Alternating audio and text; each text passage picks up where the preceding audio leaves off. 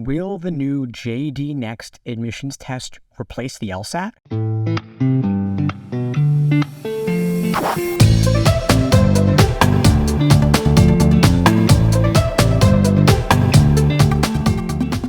Hey, what's up everybody? Steve Schwartz here from LSAT Unplugged, joining you today to share an update regarding a new alternative to the law school admissions test. Before I get into it, a quick request. Please do me a favor, like the video and hit that subscribe button if you haven't done so already.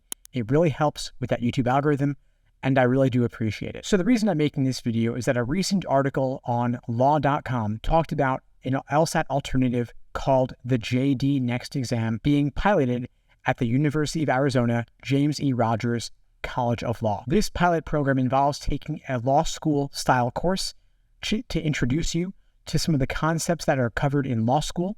Then by taking an exam at the end of the course, that could serve as an alternative to the law school admissions test. University of Arizona Law was also the first law school to accept GRE scores several years ago, and they are now working on a new LSAT alternative specific to law school, again called JD Next. I'm going to quote from the article here.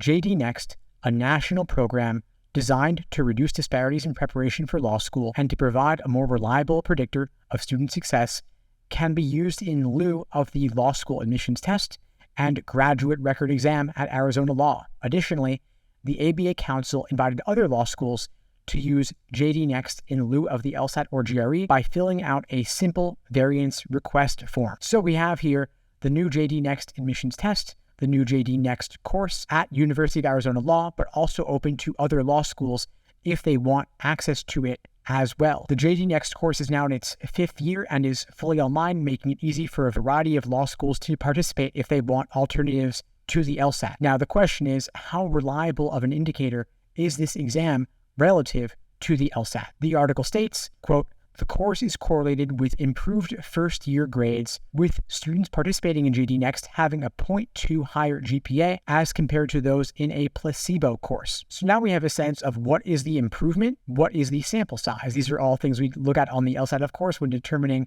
is a study conducted properly. So over 1,000 students over 4 years, 27 law schools, that's a pretty decent sample size. I do have questions here, however, regarding the results. Taking the course supposedly gives you a 0.2 higher GPA. In my view, 0.2 higher GPA, not that significant. Of course, it's something, not a major boost though, but I'm also wondering, what is the performance on the exam? Taking the course gives you a boost, of course, that makes sense because you're getting exposed to the concepts that are tested in law school. Naturally, that would make you better prepared for law school than otherwise. So we could say, all else being equal, you should take this course if you want a better shot at law school. I'm also curious how other law school prep courses would give students a boost, if any, or would that boost be higher than the JD Next boost? But to me, the point about having a 0.2 higher GPA tells us this is useful as a law school prep course. Is it useful as an admission test? However, I don't see a whole lot of information here in this article about scores on the JD Next exam and whether this could actually replace the LSAT when it comes to evaluating an applicant's readiness for law school. The LSAT is considered a reliable and valid admission test because it is strongly correlated with first-year law school grades. They're telling us here taking the course gives you a 0.2 GPA boost in law school, but to what extent is performance on the JD Next exam at the end of the course predictive of your first-year law school grades? That's the question I would like to see answered in this article. This article seems more like a softball promo for the JD Next exam. Of course, as much as I love the LSAT, I am interested in alternatives to the LSAT. I don't think the GRE is a very good alternative. I know that law schools want more and more applicants, especially as we have a coming demographic cliff, which will significantly reduce the number of people applying to law school. And so if the LSAT seems too intimidating, if pre-laws who don't like math don't want to take the GRE, totally get it. I'm not a math person either. Maybe this JD Next exam could be an alternative path forward when it comes to evaluating alternative admissions tests, but I would love to see more rigor demonstrated here when it comes to evaluating, is this a good admissions exam? This course is not open to everyone.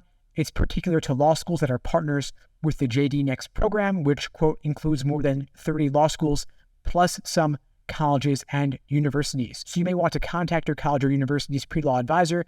You may want to contact the JD Next program, or University of Arizona Law School and see if it's available to you based on your undergraduate institution or where you want to apply to law school. Anyway, folks, I hope you found this video helpful.